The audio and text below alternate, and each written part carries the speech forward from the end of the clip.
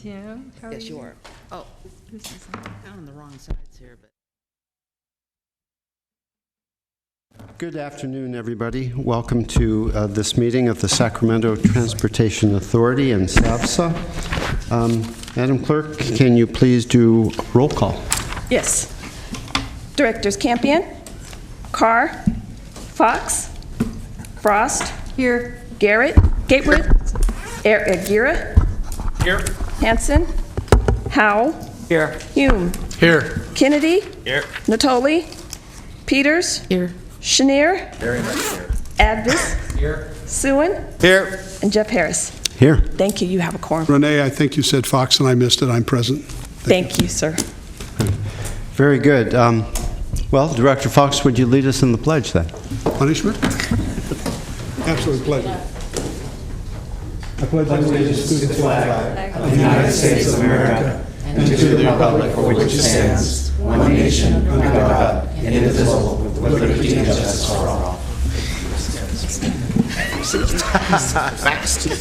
And Madam Clerk, do you have any announcements to read? Yes. This meeting of the Sacramento Transportation Authority is cablecast live on Metro Cable 14, the local government affairs channel on the Comcast Consolidated Communications and AT&T U-verse cable systems. This meeting is closed caption and webcast at www.metrocable.tv. Today's meeting will replay January 17th at 2 p.m. and Monday at June 18th at 2 p.m. on Channel 14. Members of the audience wishing to address the board may sign up in the back on the speaker slip and bring it to the clerk. Please speak into the microphone when addressing the board and state your name for the record. Very good. Thank you. Next up, item number 1, I do have one speaker slip for a topic not on the agenda. Mr. Tardigia.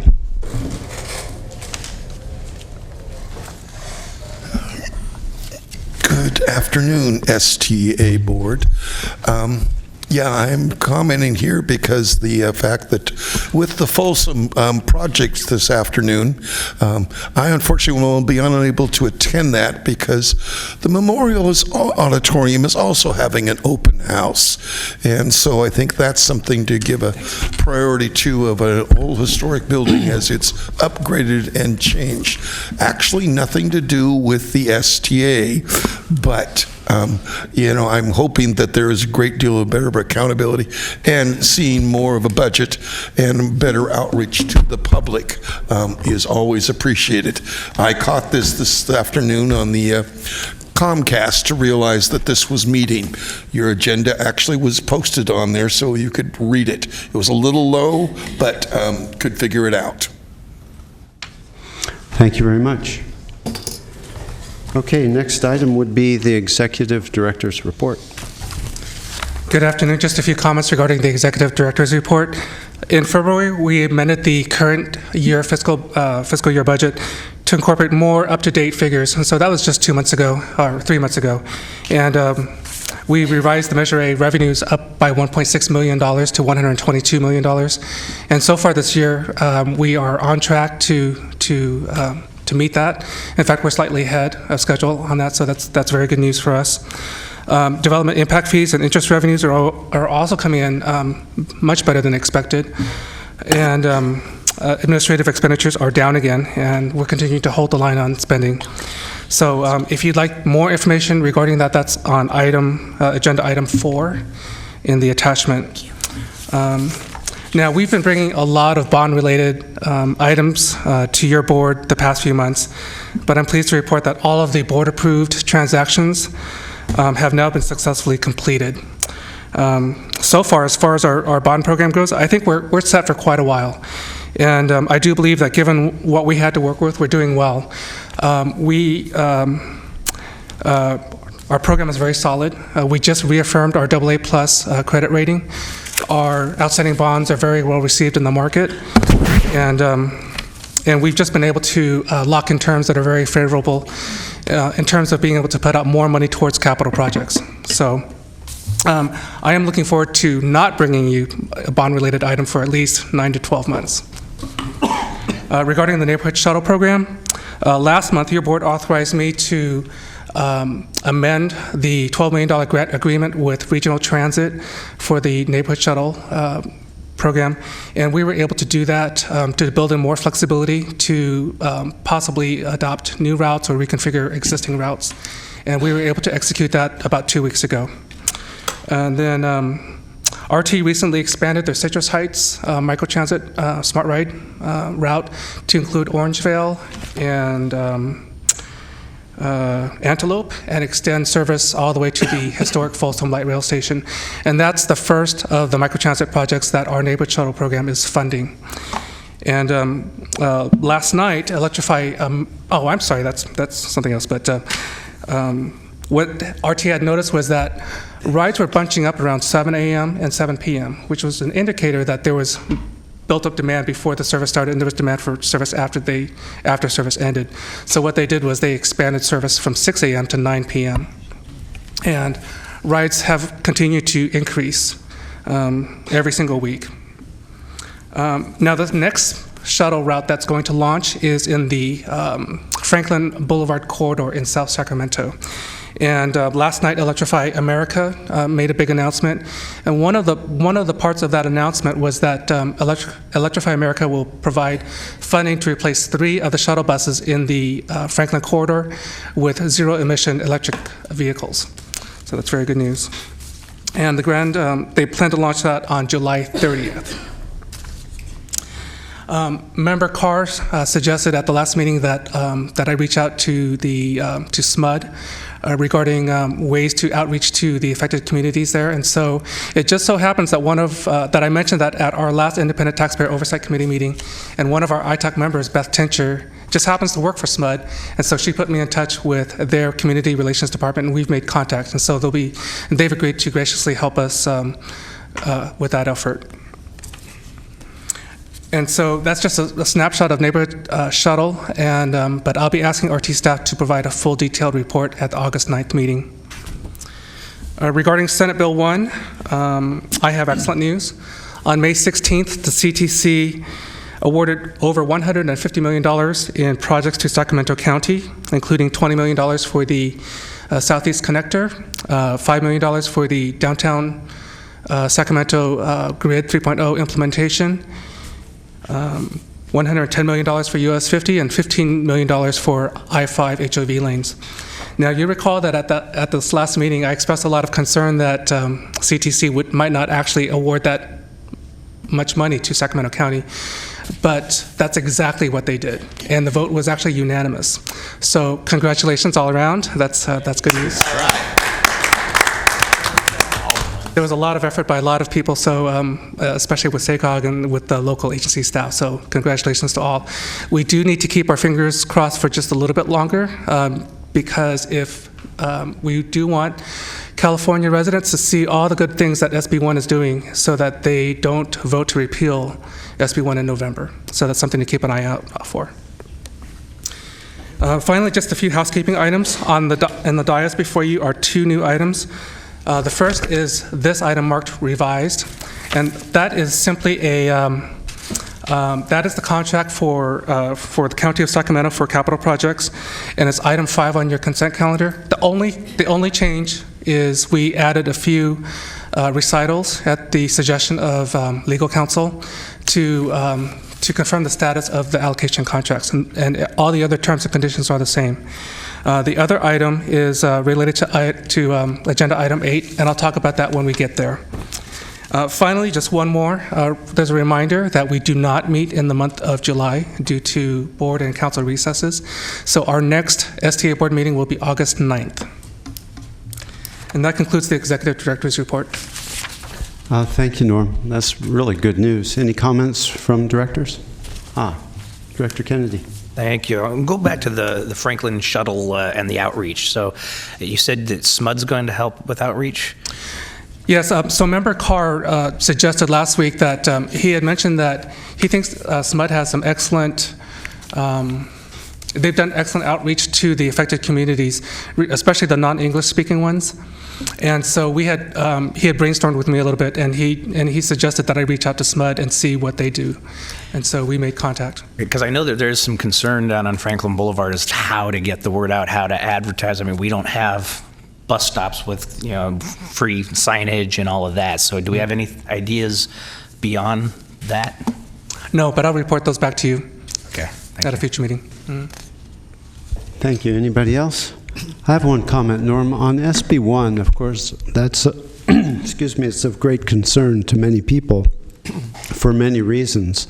How is it going to be advertised what good projects are being completed with SB1? Well, the Self-Help Counties Coalition, of which we're a member of, they've been putting together little information flyers and brochures. And what I'll do is when I get back to the office, I'll start forwarding those to you. But we'll start packaging those and putting those on our website and find different ways of distributing that. And then I've been trying to reach out to local news outlets to talk about what SB1 is doing in terms of projects and how it's impacting the local transportation network. So I would encourage the directors to use whatever means you can to get the word out about these projects that SB1 is supporting, because this is a pretty big deal. You know, if SB1 is repealed, many projects are going to flag, and in fact, a lot of money coming to STA would be lost as well. Mm-hmm. That's correct. Important. So, okay, thanks for your report. Next item, please. Mr. Chair. Oh, we got two more. Director Natoli. Thank you, Mr. Chair. Just very briefly, I wanted to thank Norm and STA staff for their work with the City of Ileton. I know this body certainly over the years has had an update, and actually they got the final disbursement of the 1988 Measure A funds. Money hasn't been held in escrow all out that length of time, but certainly there's need of a rehabilitation of some of the streets and roads in the City of Ileton, and due to some factors that were the responsibility of the city, STA had held those funds for a better part of at least 5 years, if not longer, and they accumulated to the number that you see there in our director's report. But I want to thank Norm and certainly staff for working with them. I know it's been a long journey. It's taken certainly the city a good deal of time to get the proper information, and I know the county executive's office actually got involved a few years ago, and nonetheless, you completed it on your watch, and so thank you, Norm, and hopefully we put to good use. I trust it will be, and it sounds like they're going to get some work done this summer. So. Thank you. That's when we actually kind of reached that final agreement and sent out the check. There was a lot of high-fiving around our office. So it's maybe in the big picture, it's not a whole lot of money to all the agencies here, but to the City of Ileton, it's quite a bit of money. Right. And in fact, just this last week, we issued another check to them for a little bit under $2,000 for accrued interest on the account that they've been collecting for many years, and it was just paid out. So we sent that off to them as well. Yeah, there's a good deal of deferred maintenance there, so I trust I'll get some of that backlog cleared. So thanks a lot. Thank you, Director Natoli. Director Peters. Norm, I wanted to ask you, again, I didn't quite understand what you said about the brochures and handouts that are being printed. Who's putting those together? It's the Self-Help Counties Coalition. Okay. If they're putting brochures together, or handouts together, do they have a plan to distribute them?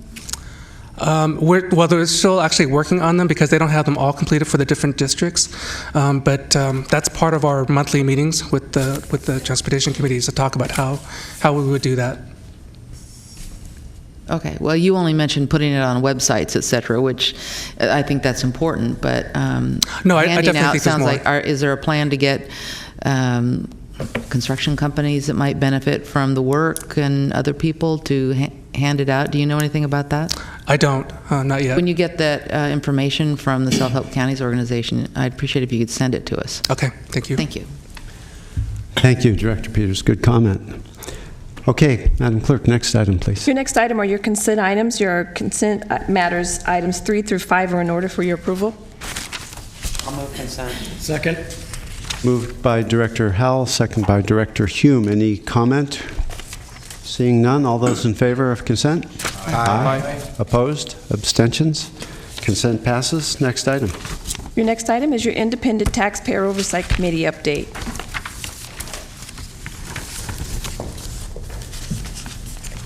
Good afternoon. My name's Joan Baruki. I'm chair of your Independent Taxpayer Oversight Committee. And we have been busy, and I know we've been remiss in not coming to the board. And I believe the last time we were here was in December. But we've been busy reviewing various financial documents and preparing for the next item, which is the RFP for the financial audits. We have also been reviewing the, in preparation for the upcoming capital project cycle. We've also been meeting with all the different jurisdictions that have projects and are interested in having those extensions until we get to the full next cycle. And so we have been meeting with the City of Sacramento, the County of Sacramento, and Caltrans as well in preparation for that. And I think you'll see some of our recommendations in the documents that the staff has prepared for you today. We've also been reviewing the capital project status reports that have been coming in on the existing projects. I think we're in a pretty good place with those reports, with those quarterly reports so far. Not to say that they can't always be tweaked. We will also be using those to help us improve upon the adopted performance measures. As some of you are probably aware, there is a requirement for the ITOC to make happen a performance audit of STA and the projects. And so we've been reviewing the performance measures that were adopted quite some time ago to see if they need updating and do they really address what it is that ITOC and you would be interested in seeing as far as performance measures. We'll be bringing revised performance measures and possibly the RFP for the performance measures audit to you this fall for your review and approval as well. I would also like to invite you to attend anytime you want. Come to an ITOC committee and join us. We usually have very lively discussions and very interesting topics that come up at our meetings. So you're always welcome. Thank you, Joan. Any comments? I have one. You know, you're lacking a member on the ITOC, and I've been working with Norm. I think I found 2 qualified candidates. So my appointee, I hope, will be forthcoming. Yes, and fill excellent. out the ITOC. Yeah, that's very good. We do appreciate having Robert there as a voting member now. Yeah. He brings a lot to the table for us, so that was a very good addition. Absolutely. Well, thank you for your work on all of that, Joan. Much appreciated. Next item. Your next, Go ahead. are you finished? Oh. Your next item is the selection of independent financial compliance auditors. The Independent Taxpayer Oversight Committee, this is probably one of the big items that we're responsible for. And we worked with the staff this year We went out with an RFP. As you are probably aware, you cannot have the same auditor for 3 audits in a row, so we had to make sure that we went out with new audit requirements, and we got a healthy response. We received at least 7 responses to the RFP. We reviewed those. We had actually 2 that just stood out. And based on interviews with the candidates and looking at their backgrounds and their references, we are recommending Crow Horvath for your approval and to have them come in and start work as soon as possible. Great. I'll move the recommendation. Second. We have a motion from Director Peters, second from Director Howell. Nobody's punched up for discussion. All those in favor? Aye. Opposed? Abstention? We'll select Crow Horvath. Thank you. Thank you, John. Your next item is your Senate Bill 1 Local Partnership Program Formula Shares Distribution, and it's round 2. Item 8 is a discussion item that the board asked for last December when we programmed the first round of the local partnership program. Since not all of you were here, so what I would like to do is step back and provide kind of the background for the program and how we got to where we are today. So SB 1, which we call which is Senate Bill 1, which is also known as the Road Repair and Accountability Act of 2017, was signed by Governor Brown back at the end of April last year. Now, SB 1 generates about $5.4 billion statewide, and that's distributed among 12 different programs. And so some of the programs, include state highways, bridges and culverts, transit, intercity rail, freight rail, local streets and roads, and workforce development.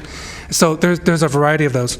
But one of those programs in particular directly impacts the STA, and that program is called the Local Partnership Program, which is LPP. So the LPP it's a $200 million a year program.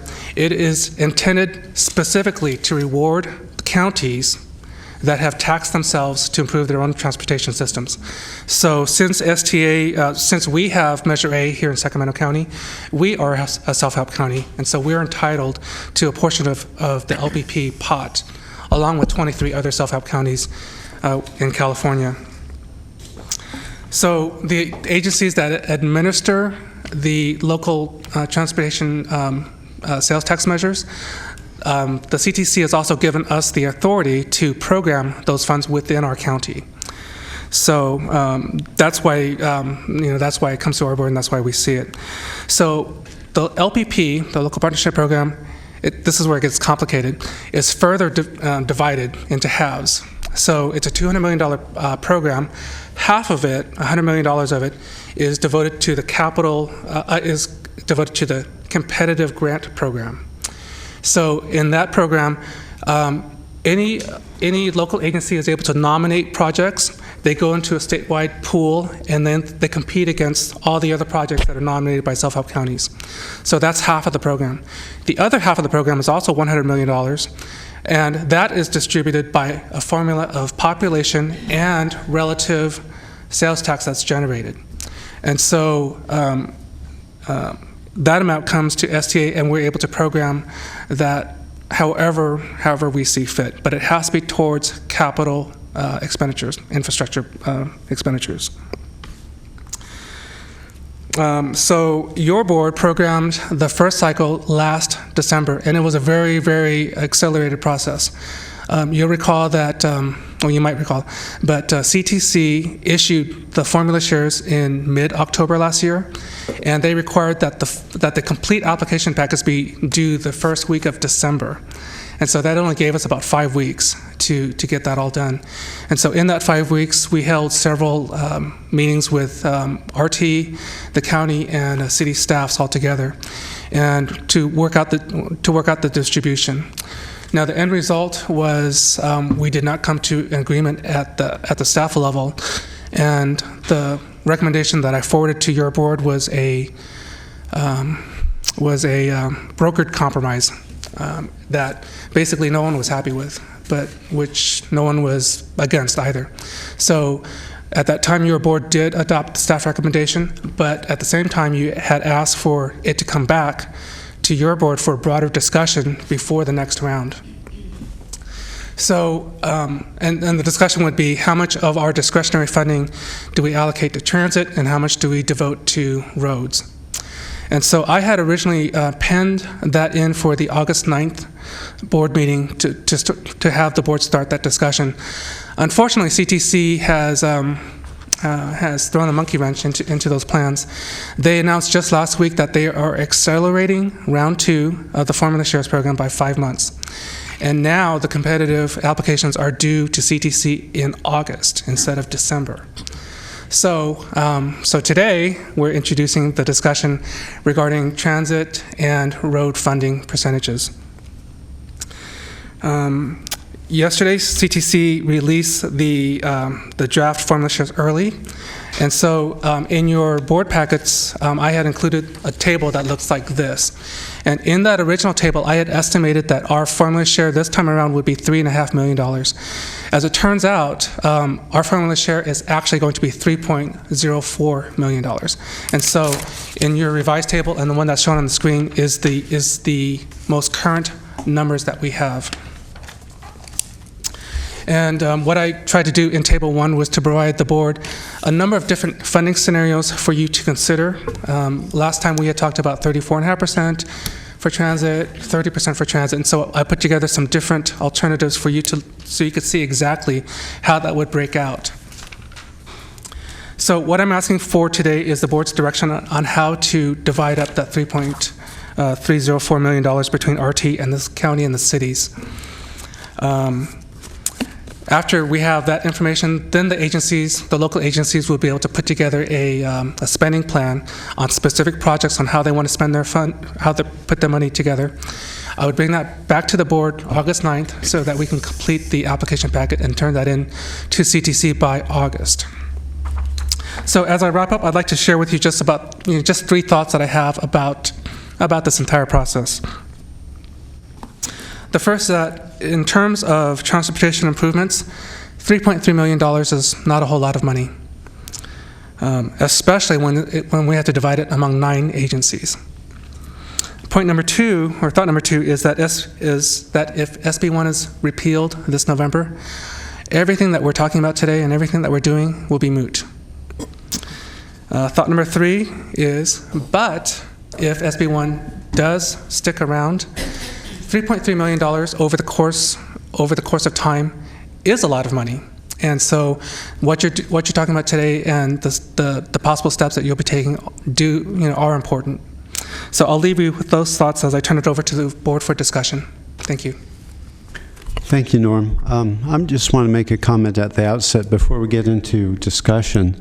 As Norm said, it's not a big amount of money for any given project.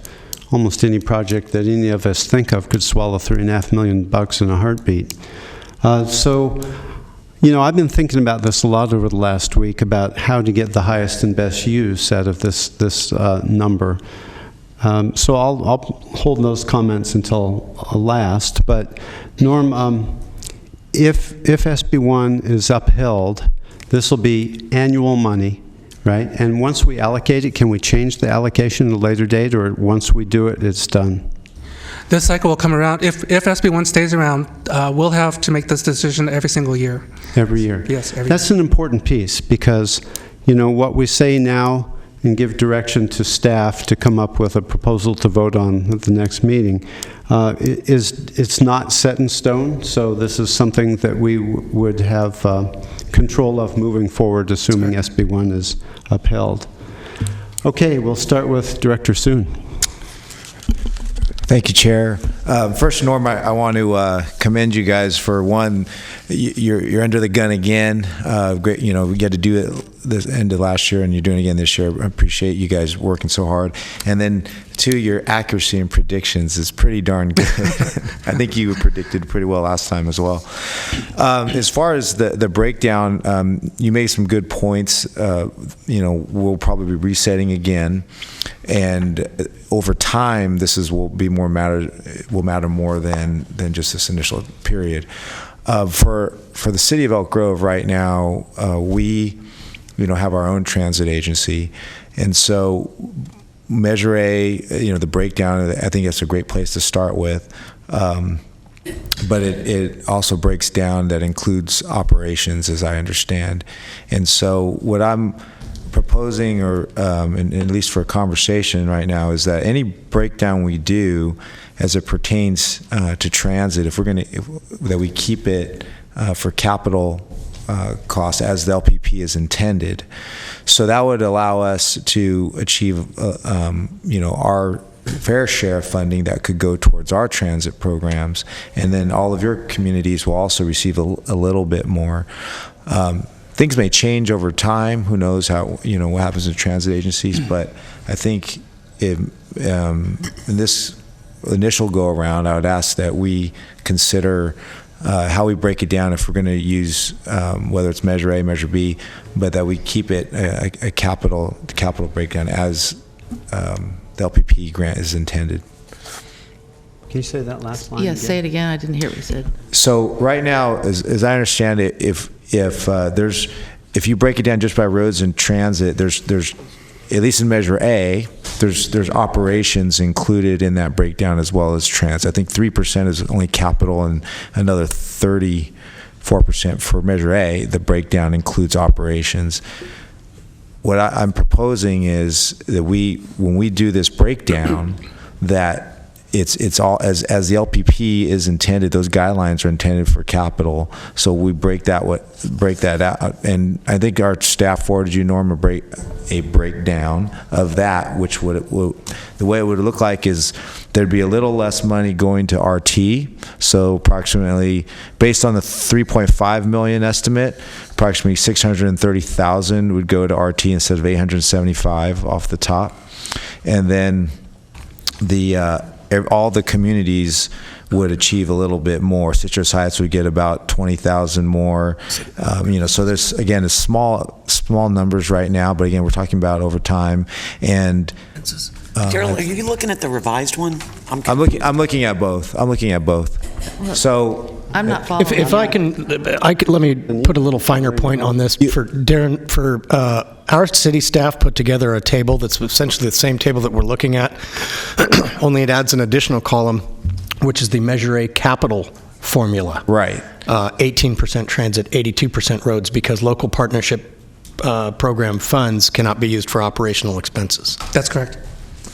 So just for clarity, Elk Grove staff did put together a different table than what you have, and so that's what Tim has just put up on the screen right now. So you have not seen this. This was just sent to.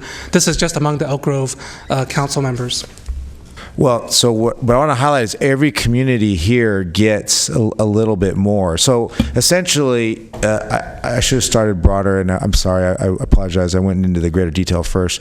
Essentially, a little more of the regional transit money off the top, that gets reapplied to all our communities. So everybody's amounts go up a little bit because regional transit gets the first cut off the top, right? So what we're saying is but a lot of that money, or a portion of that money, is operations, which the LPP is not intended for. It's intended for capital only, which means the regional transit money off the top, that's shaved off the top, is slightly less, meaning all the other communities would get a little bit more. And why it would be important for Elk Grove for now is because we're not part of RT, and that's another conversation, but we're not part of RT. But the additional monies that we would get, we could then reapply as we wanted, whether it was capital or, as I understand, we could apply to our own transit program, a BRT program, that kind of thing. So again, it's just for more equitable breakdown at this time. And that's what I'm proposing. So this is what you see 82 and 18% because it's a strictly capital. It's strictly capital, doesn't include operations. Does that make more sense? It does. Okay. To me, anyway. Okay. I don't know if it makes more sense. I understand what you're saying, though. You want to turn the whole program into a capital program? I'm saying just the breakdown. The LPP is intended as a capital only program. And Would you concur with that, Norm? If I could provide some clarifying thoughts on that. So the Metro A formula right now says that RT gets 34.5% off the top for operations and maintenance, not for capital. So what Member Soon is saying is that we should not consider what RT gets in terms of operation percentages. We should consider what RT gets in terms of capital percentages. So within our capital program, they get closer to 18% instead of 34.5%. And the assertion that the LPP money should only be used for capital, is that correct? That is correct. Okay. That the LPP money should only be directed towards capital projects. It's That's not the should. guidelines. It is. It Yeah. is. It is. So we're just being consistent with that. Okay. I just have a clarifying question, Go ahead, Jay. if I can. Well, I'm down the line. But No, go ahead and ask it your doesn't question mean, now. I mean, if you look at, first of all, I think it's a lot more than just a little bit off RT. If you look at the 34.5 versus 18, it's 1.1 million down to 630,000. So it's pretty significant. Yeah. But I guess my question is, there's nothing that says these funds can't be used by RT for capital projects, right? Like anyone else. I mean, we have plenty of capital needs. Yeah. Okay. Our challenge, Director Schneer, is we're not part of RT today. That's our only challenge. Okay. I know RT's response to that. Yeah. Well, they're working on it. I understand. Yeah. So understand your point. Let's move along. Director Gatewood. Rancho Cordova would like to look for a lower value if we could and more towards the roads. Currently right now, transit isn't as critical we have a lot of roads that need fixing. In more of the smaller cities, Citrus Heights, we would look for more of it to go towards our roads and less of it to go towards transit. So we're looking for that kind of recommendation. So around the 20, and heck, if the 18 works for us too. Either way works. We would really need that because we have a lot of road construction. Our roads are really starting to break down, especially Sunrise and Folsom Boulevard. If you have, it's a good pothole area. So we're looking for that. Very good. Director Natoli. Thank you, Mr. Chair. I want to get a clarification before I offer some comments. Why is Galt so low and Ileton getting 5 times as much or almost 6 times as much as Galt? Ileton and Galt are both unique in the Measure A formula. Right. In the formula, the city of Ileton only gets 0.04%, right, and the city of Galt only gets 1%. And so when I had originally done that, using those percentages, the dollar amounts were almost nothing.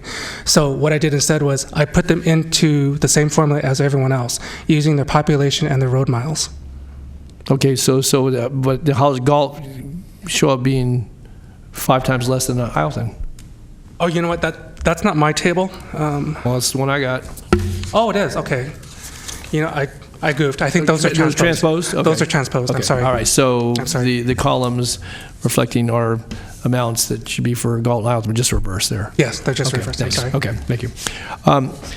I guess I wanted to just, certainly having heard from some of the directors, but Norm, I wanted to be really clear on this point. So the reason why we qualify for a local partnership program participation is because we have a Measure A. That's correct. So that's the adopted measure via the voters that obviously we, as members of this body, are able to exercise discretion within the bounds of whatever funding sources come to us. But that measure then is, and the split that's in the 34.5, 65.5 transit roads, that's when we apply for the program, that's what gets us in to the running, right?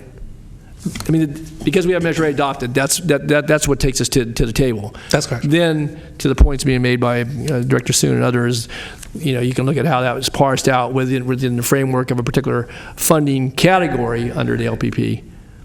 But if we didn't have a Measure A, we wouldn't even be talking about this to begin with, right? That's correct. Okay.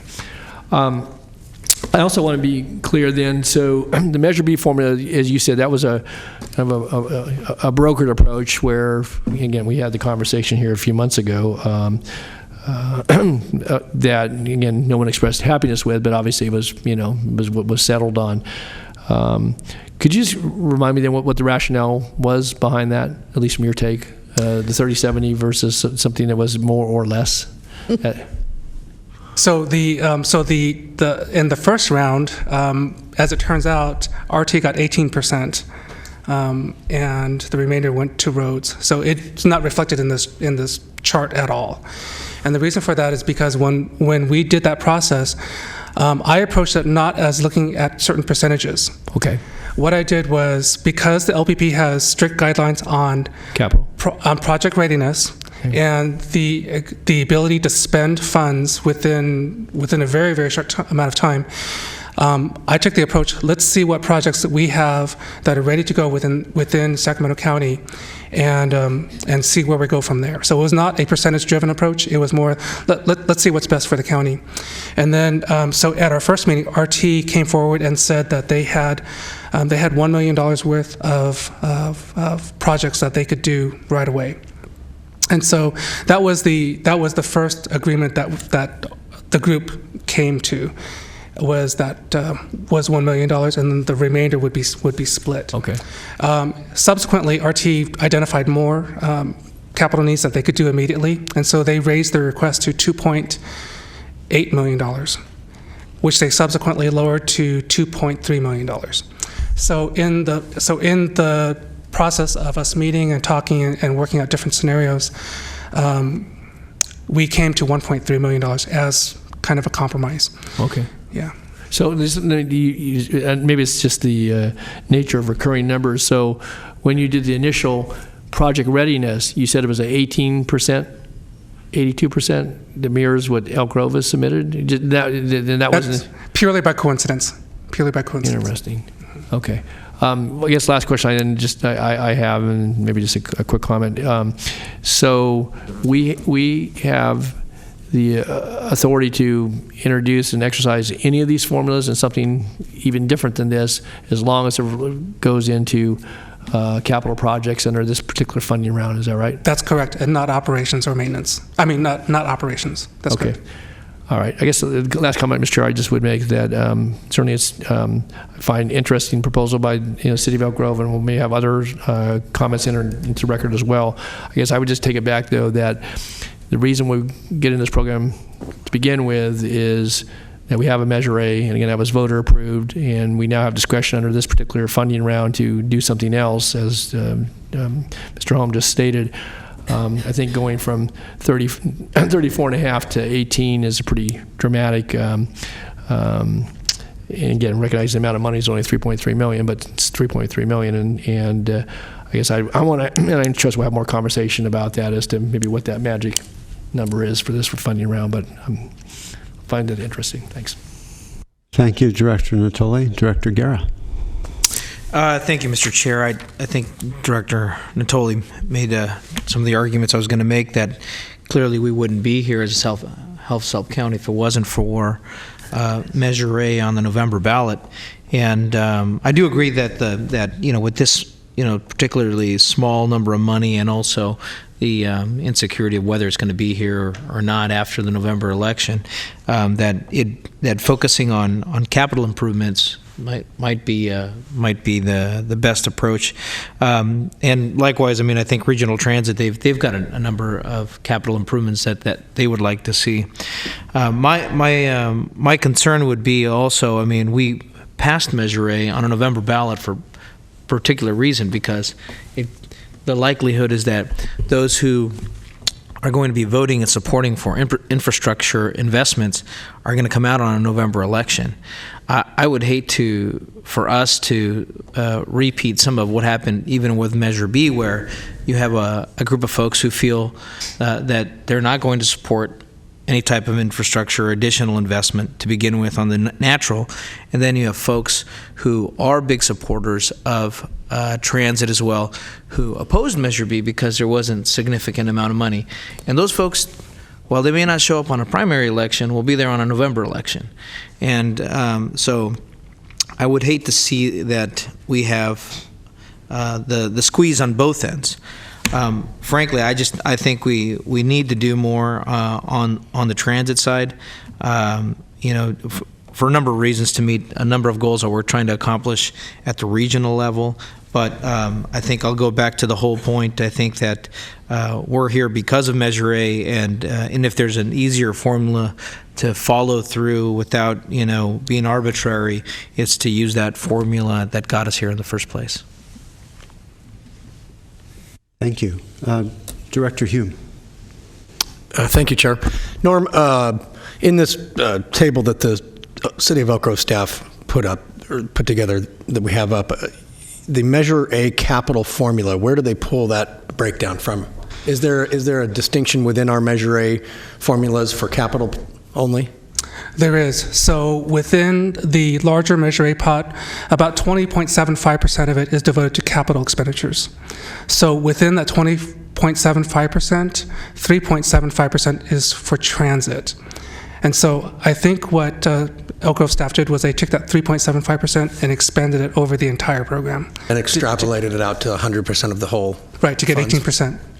Okay, so to Director Natoli and Director Guerra's point, the fact that we're receiving this money because Measure A exists, there is within Measure A a provision for how capital dollars are allocated, and all we've done here is extrapolated that out to if it were applied to the whole program and not just 20.7%. That's correct. Okay, and then remind me, because it's been a while since we've discussed this, but there are other tranches of money within SB1 funding that are only eligible for transit, correct? That is correct. In fact, I have another graphic that I could put on the screen.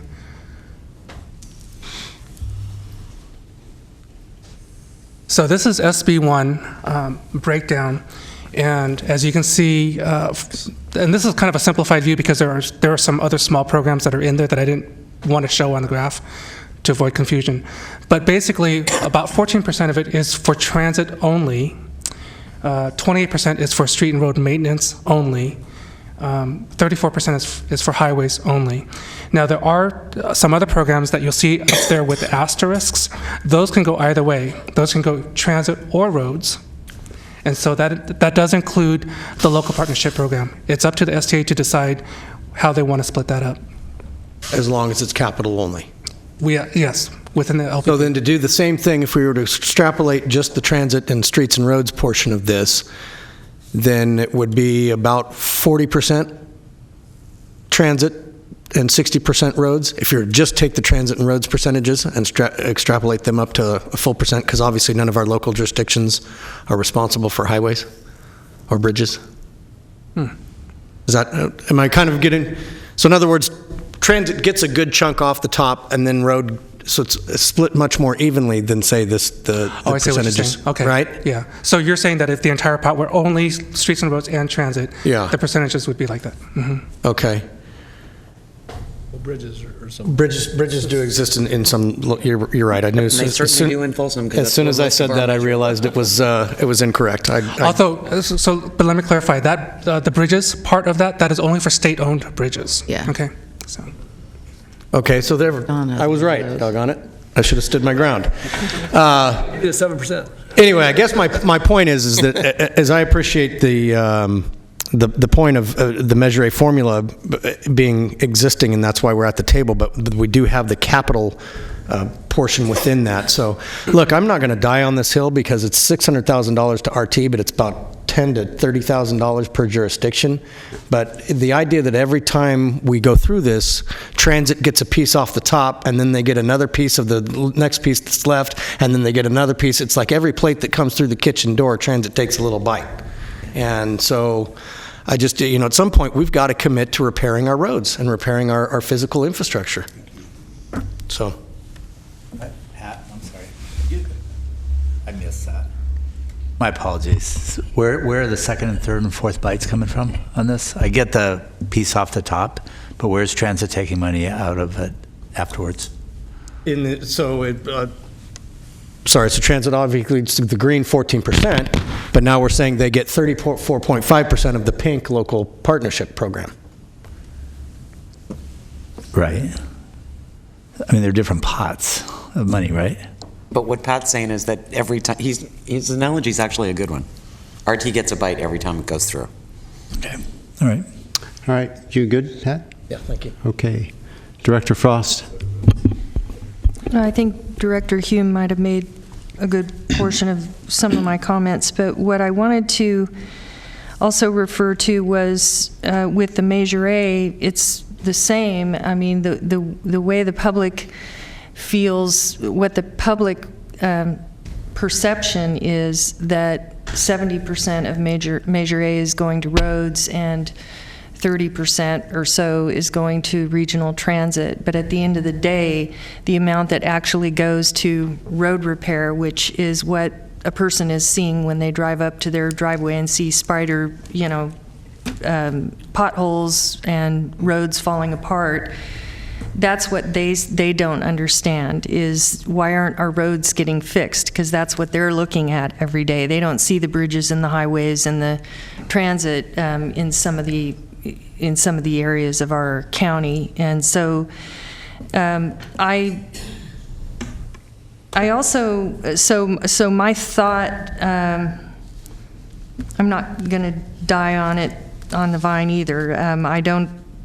I feel that the public sentiment at the time of Measure B was to put more money toward fixing the roads. And so that seems to be the most current.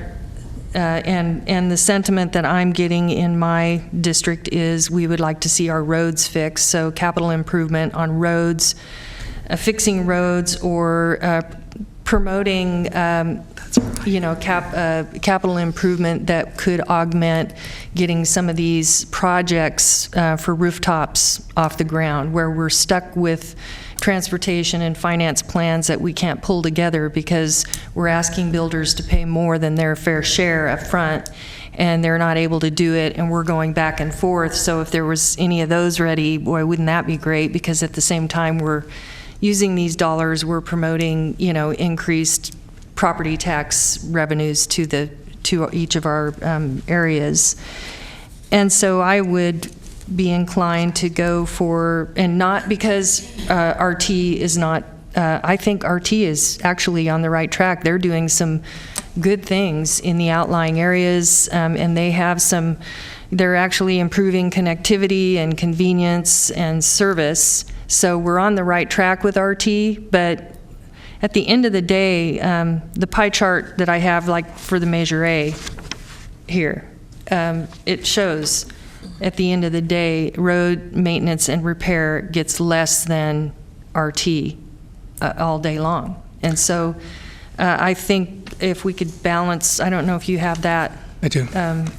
If we can find a way to balance that out a little bit, to just focus on getting, that's what SB1 was supposed to be. And I also think that what is shovel ready is most important, because there is a sense of urgency if it gets repealed. And so at the end of the day, someone should get it instead of us grappling over what are we going to do in our little areas. So those are my comments.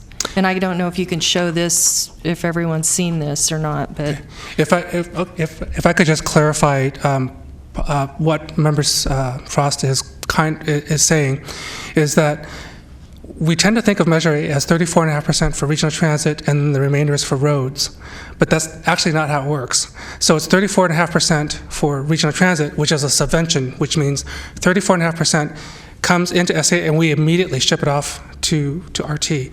But the remainder is not all roads, because within that remainder is air quality, bike and ped, rail transit, capital improvements, neighborhood shuttle, downtown intermodal, bike and pedestrian, American River Parkway, Air Quality Management District, admin, Galton, Isleton, freeways, paratransit, freeway bus and carpool lanes, traffic control, new road construction.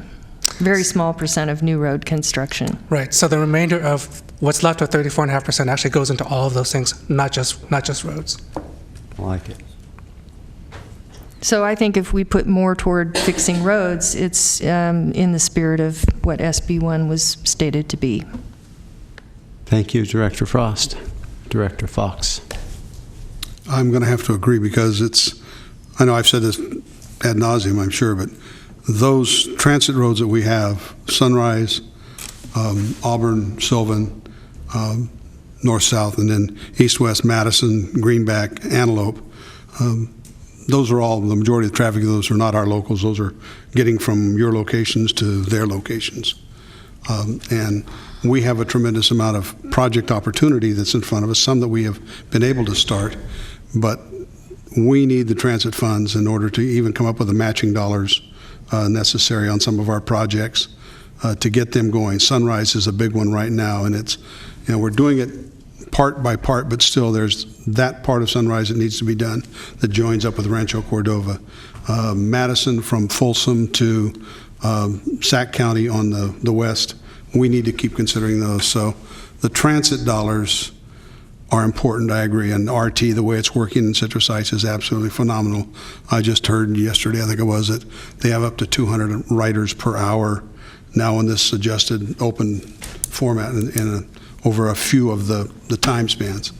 But the 75 or 65% roads, we need to stay with that, and we need to, as much as possible, increase that if we can, because particularly for us, it's necessary to get where we need to be just to service everything that comes through our community. Thank you. Director Howell. I appreciate the comments that are being made about Measure A passing and what the percentages were, but I just want to remind everybody that was actually quite some time ago. And this board, coming up, well, I guess it's 2 years ago now, fought for 3 hours, if I remember correctly, to get to the 30/70. So I'm not willing to go below 70% on the roadway portion, and I think it's a double-sided coin. I think Sue's suggestion that people didn't vote for it because there wasn't enough in roads, again, we're speculating all day long about what caused us to fall below the 2/3 threshold on Measure B, because depending upon who you talk to, if you talk to the people that are out in the suburbs, they're going to tell you it's because they didn't vote for it because there wasn't enough money for roads. And if you talk to the people downtown or the people that use transit, they're going to tell you that there wasn't enough money for transit. So I'm not sure that's anything other than individuals' perspectives and speculating on where that is. But I'm just telling you, I'm not willing to go below 70% on the roads. Okay, very good. Director Chenier. Thank you. We don't know why we lost. We have lots of good ideas. We lost by just a little bit, and to be honest, 2,500 swing votes. Yeah, it was political, right? I mean, the needs across the board far exceed $3 million here, so we can all make the case.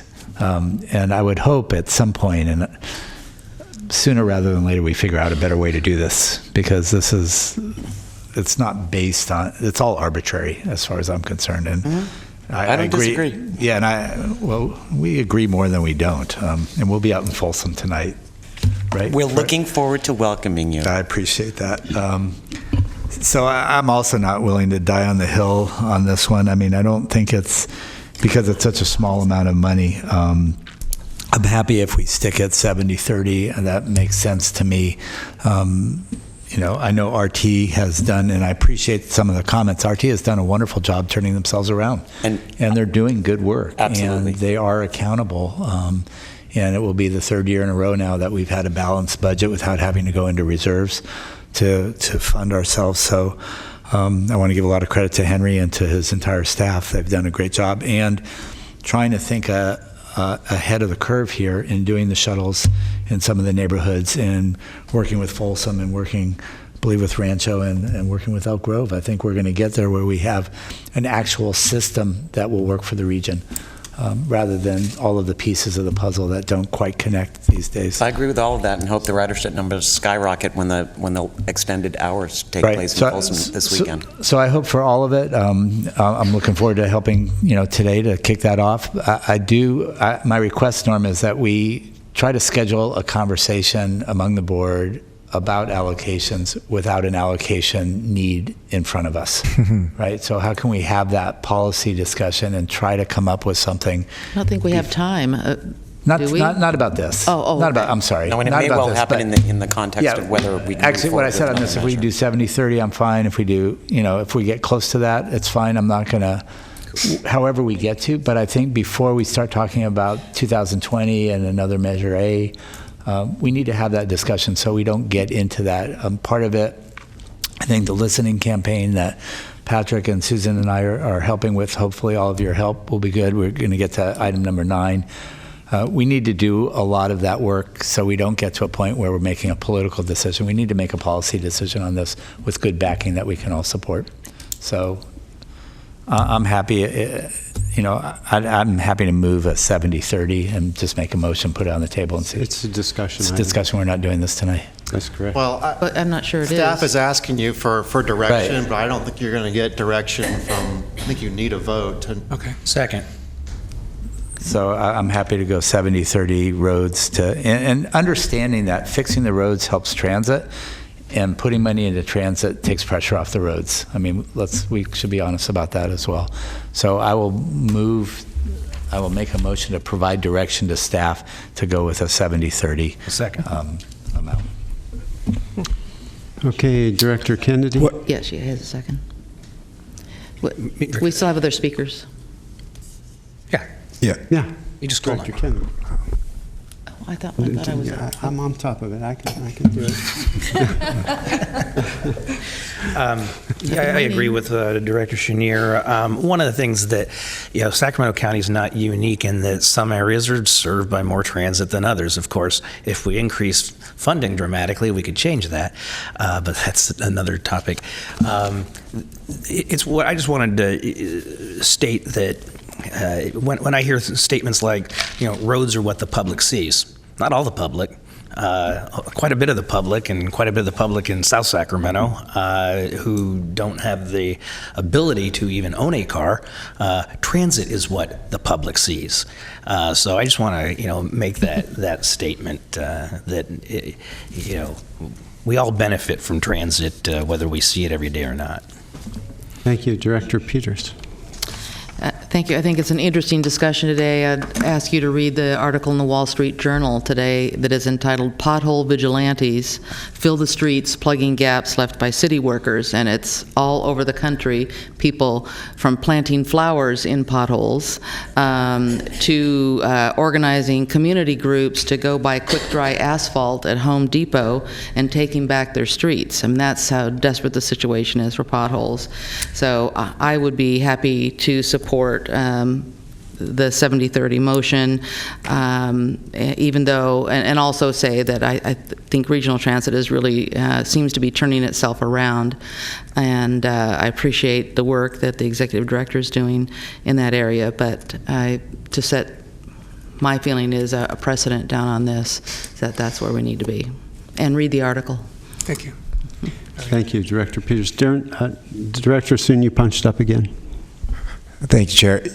I brought this up, but I do want to just clarify that, I am for transit. The City of Elk Grove is for transit as well.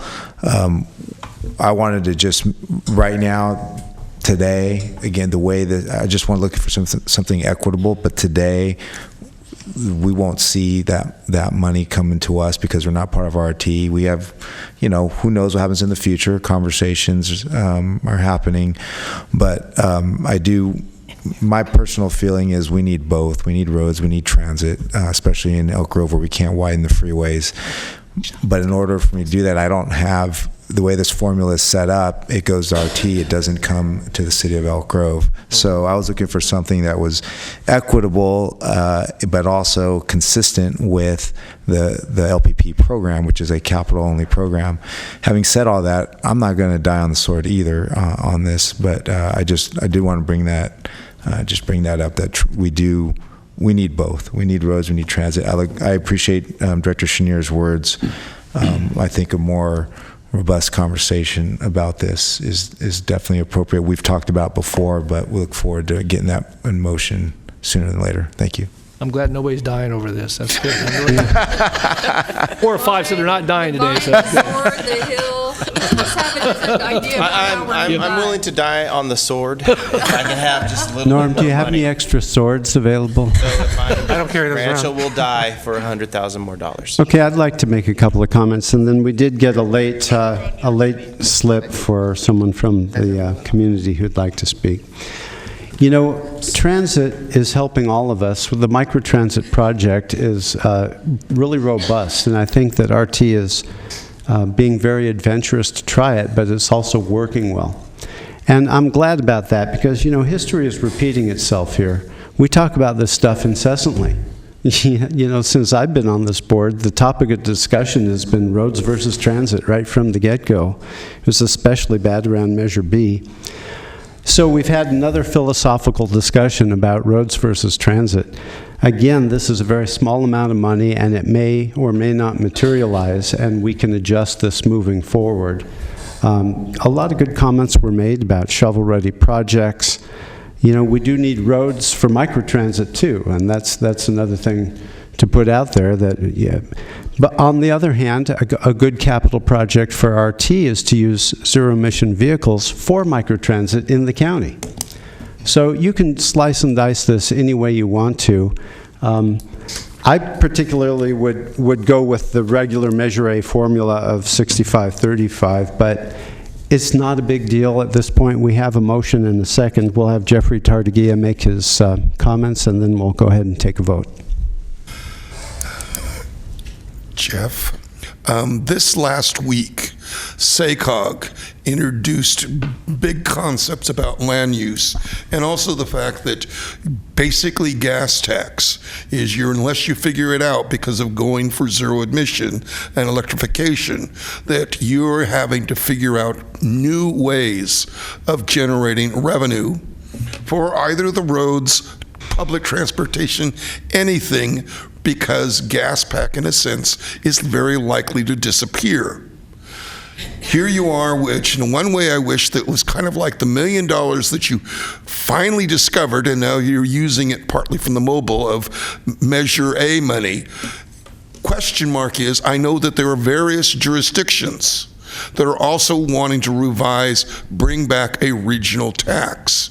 And it seems to me like a question might be, as a capital per se project, is you look at examining that real true need.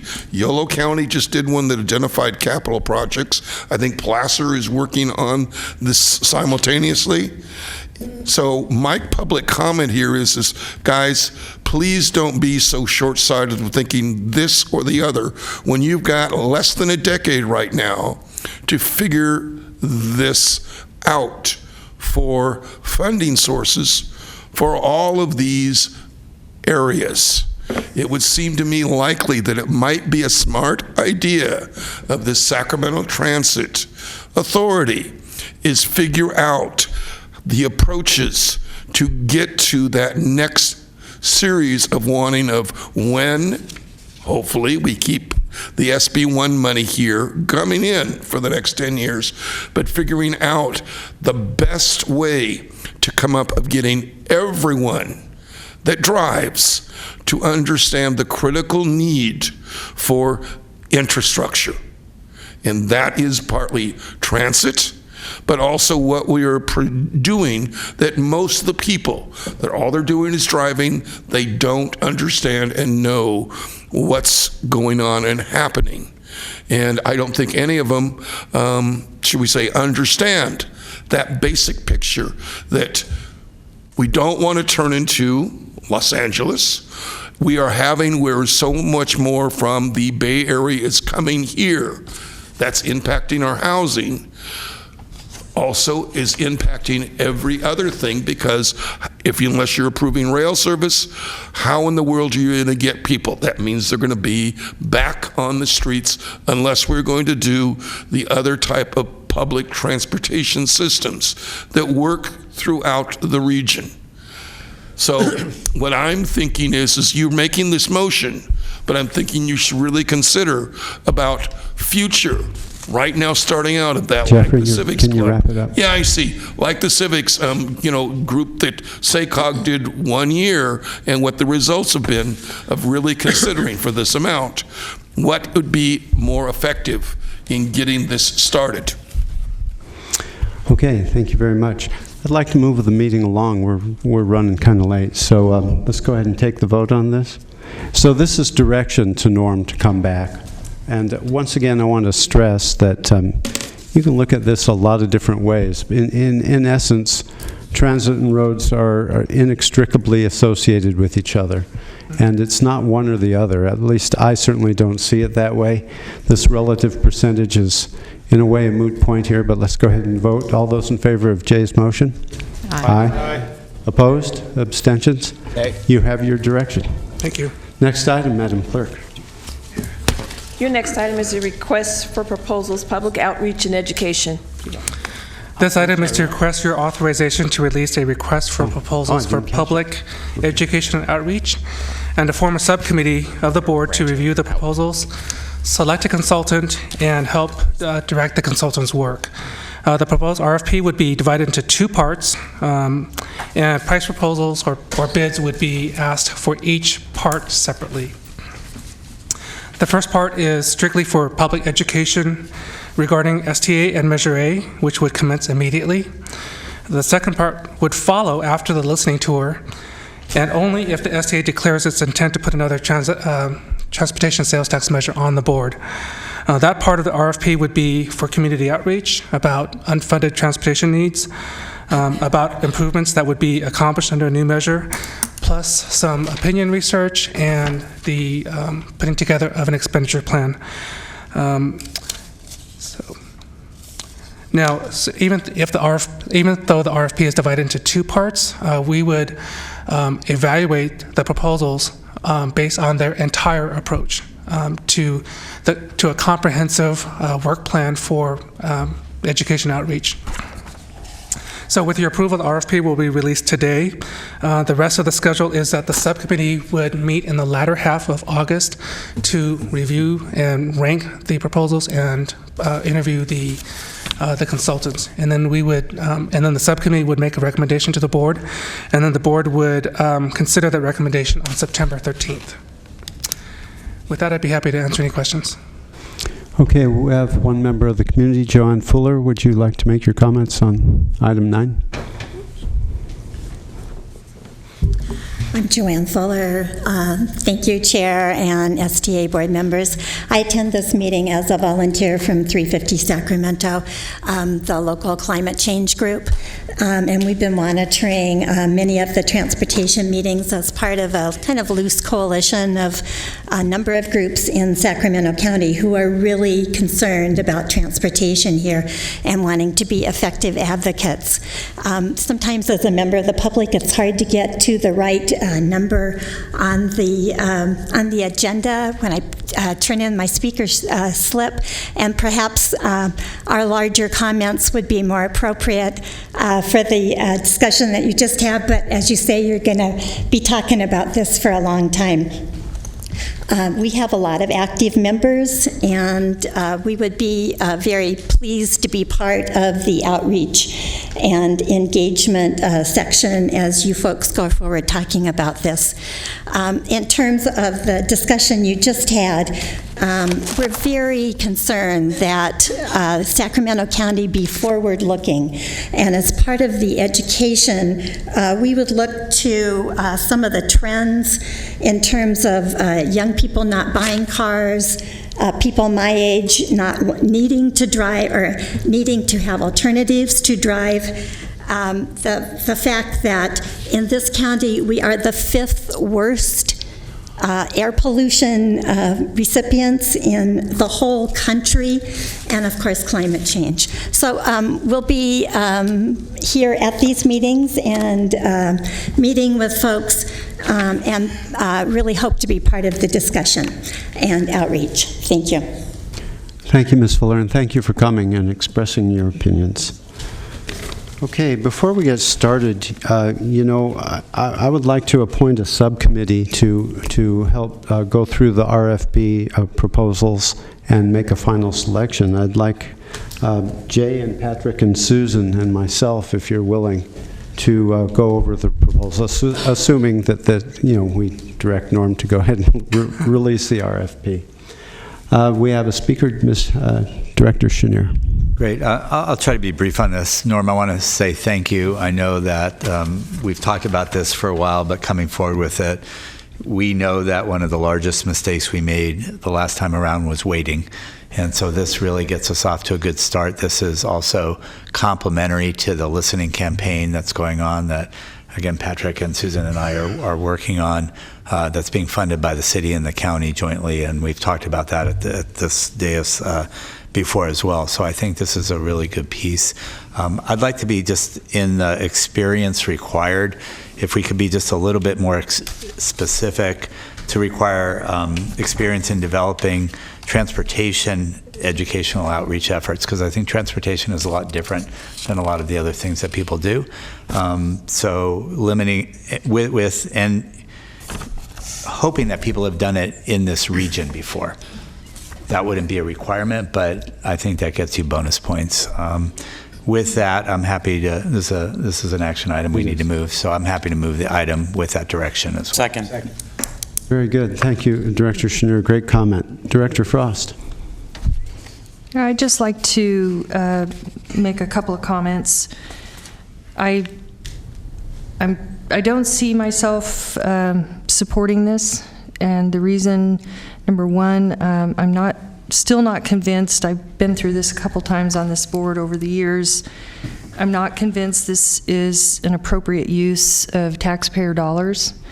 I'm also not sure I understand why we would want to redo our logo and website and start all over when just in, I think it was 2015, we went through all this. We allocated over 600,000 initially, and then another 500,000, and we've spent a lot of money to put signs on the road, and we're beginning to establish this sense of, oh yeah, that's our Measure A dollars. You can see the signs when you're driving by.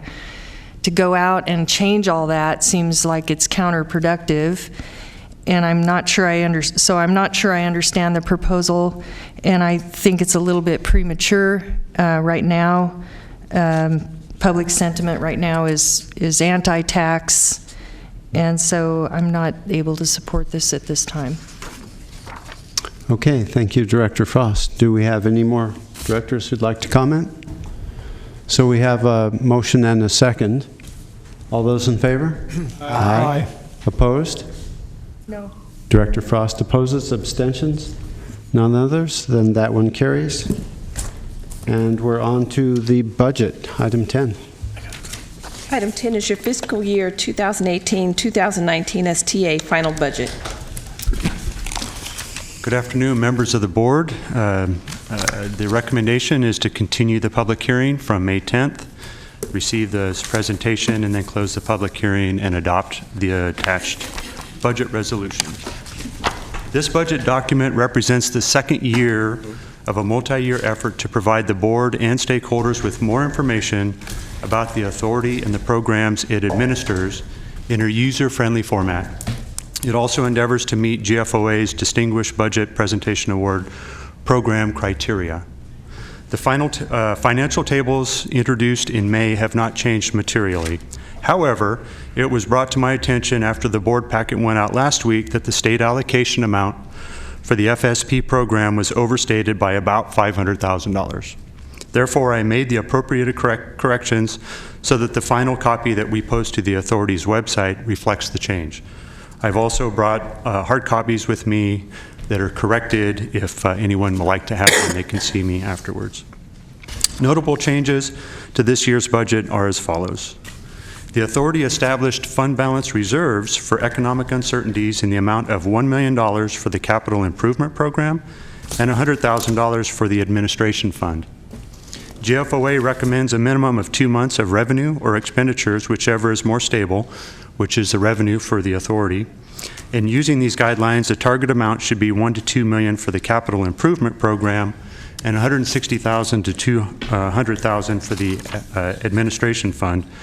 Therefore, this is the beginning of a multi-year effort to fully establish the recommended fund balance reserves. So staff will be coming back next year with additional proposal to increase those reserves.